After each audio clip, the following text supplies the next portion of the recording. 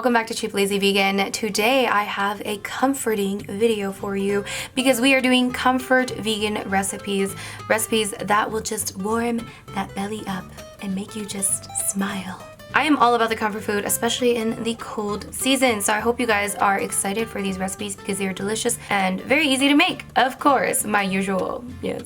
So today I am collaborating with Thrive Market once again to bring you these recipes. And if you haven't heard of Thrive Market, they're basically an online wholesale retailer and they specialize in natural and organic items. They've got tons of vegan-friendly items available on their website. So if you guys haven't checked them out, don't forget to check them out. With an annual membership fee of $60, you have access to all of their wholesale priced items, which is awesome. The link will be down below. So if you guys end up liking this video, don't forget to give it a thumbs up, and if you are new here, don't forget to subscribe to this channel, and let's get on with the recipes. The first recipe is going to be a pasta recipe. This is a creamy tomato pasta. I actually have two pasta recipes in this video because pasta is the ultimate comfort food. And I'm going to be using this farfalle pasta from Thrive Market. Farfalle, this is organic farfalle. Sorry, I just couldn't. I don't even think I said it right. Farfalle. Farfalle. Sorry, I'll stop. So we're going to be cooking the farfalle or whatever pasta of your choice according to the instructions. While that's cooking, we're going to work on the sauce. So we're going to heat up a little bit of olive oil and all of the measurements and everything will be listed in a blog post that will be linked down below in the description box as always. We're going to add a little bit of minced garlic. You don't have to add this, but homegirl loves garlic, you know what I'm saying? So we're going to just cook that up a little bit. And I basically wanted to create like a roux, which is kind of a mixture of fat and flour, and that creates a thickening agent, which is going to create our creamy sauce. But here I added some flour and I realized after the fact that I needed some more oil. So I'm just adding a little bit more oil and mixing that together. And we want to create kind of like a bit of a paste situation. And that's really going to help our sauce become thicker and creamier. And now we're going to add some almond milk. I'm using this one from Thrive Market, Pacific Organic Almond Milk. I'm just going to add that in there while the heat is still on about medium. And when it starts to thicken, I just like to lower the heat down to like a low simmer. So as you can see here, it's already become quite a nice kind of creamy consistency. This is a really easy way to make like a creamier style sauce. And now we're just taking some marinara sauce. I'm using this one from Thrive Market, and we are just going to add that into the creaminess that we just created and just mix that really well until it's nicely combined.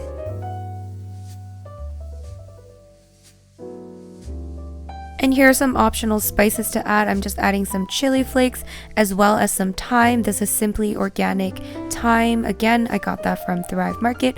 We're just going to add that in and mix it well, and then your sauce is pretty much done.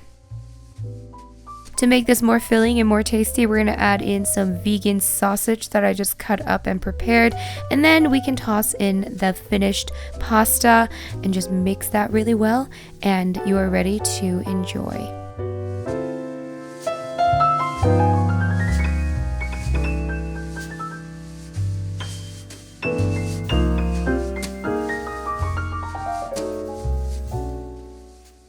The second recipe, we're going to make a non-fried mushroom rice. This is super simple. We are taking some of these dry mushrooms. These are from Thrive Market, and we are going to place them into a bowl, and I'm also going to add some hot boiling water. And we're going to cover that up and let it sit for at least 1 hour. And 1 hour later, I'm using this sushi rice by Lundberg. Once again, got it from Thrive. We're going to take some, we're going to rinse it really well. And then we are going to take those mushrooms that we've soaked, and I'm just going to cut them up into small little pieces. And we want to save that water because we want to use that water to flavor our rice. Yes. Now we can add the mushroom soaked water and the cut up mushrooms in with the rice and then mix that well. So basically what I'm trying to do is just cook up the rice with the mushroom broth and then the mushrooms so that you get rice that's kind of flavored already. And I'm just going to cook it on a stove, even though I have a rice cooker, because I know some of you don't have a rice cooker. So basically all I do is bring the rice to a boil, and then I'm just going to mix it a little bit more once it came to a boil. And then basically you want to cover it up and then lower the heat down to a simmer and cook it for about 20 minutes. I'm going to have the written instructions written in the blog post, so definitely check that out. And then that is going to cook your rice up very well. Now if you want mushier rice, which is totally fine, just add a little bit more water. But that's kind of the rice that I was going for. So then I'm just going to add a bit of soy sauce, and then I'm also going to add a little bit of sesame oil. I'm using this Eden Selected Toasted Sesame Oil, again from Thrive Market. And we're just going to add a very small drop of it because sesame oil has a very strong flavor, but it is seriously so delicious. And I'm just topping my rice up with a little bit of dry seaweed and some toasted sesame seeds. And there is my nice non-fried bowl of rice. I sometimes just add soy sauce and sesame oil to plain rice, and I just think it tastes really good. So try that out if you're lazy to take all the other steps. But this is really yummy and easy and non-fried, delicious way to make rice. And I saved the best recipe for last. This is a mushroom stroganoff recipe. This is so delicious. If you make anything, make this one. We're just going to heat up some oil on a frying pan. And then we're going to add some chopped onions and minced garlic. And we're just going to cook that up a little bit. And once the onions and garlic have cooked a little bit, we can add our chopped mushrooms. I'm adding mostly portobello mushrooms, but also a little bit of cremini mushrooms. Now we want to cook these mushrooms until they start to sweat. You know what I'm saying? And then we are going to add some water as well as some veggie broth powder. Or you can just add veggie broth. I'm just adding water and veggie broth powder because that is just what I'm doing, okay? We're also adding a little bit of soy sauce. We're going to add a little bit of thyme. Remember that time when I used the thyme?